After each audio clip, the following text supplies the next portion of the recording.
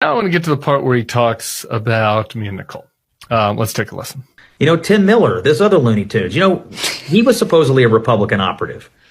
Now he is one of the most liberal people in our political affairs ecosystem. Did you ever believe any of it? And what is it about Donald Trump that made you change every single thing that you supposedly ever believed in? And I don't understand how one person could break so many supposedly smart and experienced people. I guess people would ask that question about you, Scott, because I didn't change every single thing I ever believed in. There are a lot of things I believed in that I didn't think were up for debate, right? I thought that this was a country that welcomed immigrants. This was a country where if you lost an election, you conceded. I thought that this was a country where you didn't send direct messages to your attorney general telling them that you wanted them to target your political foes. Thought this was a country where we had a basic due process, where you didn't have masked guys jumping out of cars, grabbing people on the streets because they were brown. Like I thought we all agreed with that. And then once Donald Trump came in power and instituted the most illiberal regime in my lifetime, my parents' lifetime, well, then I realized, well, actually, we don't all agree with that, it turns out. And it turns out I need to stake out some ground on these other issues that were not up for debate before, where I am completely out of step with my former party.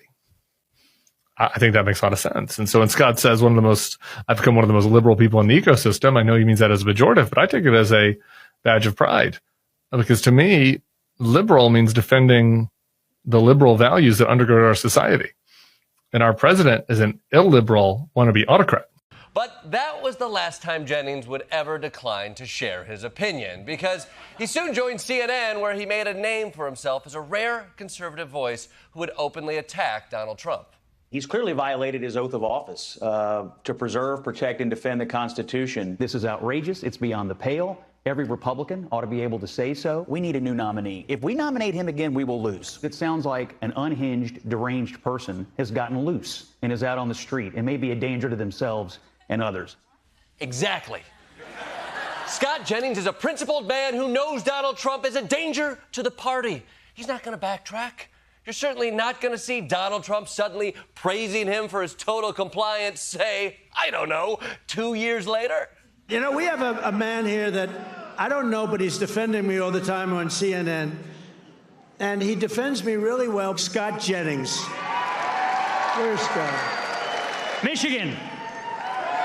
We were flying in here today, and I said, look at these farms. I got to get a farm in Michigan, because when you own as many libs as I do, you got to put a place to put them all.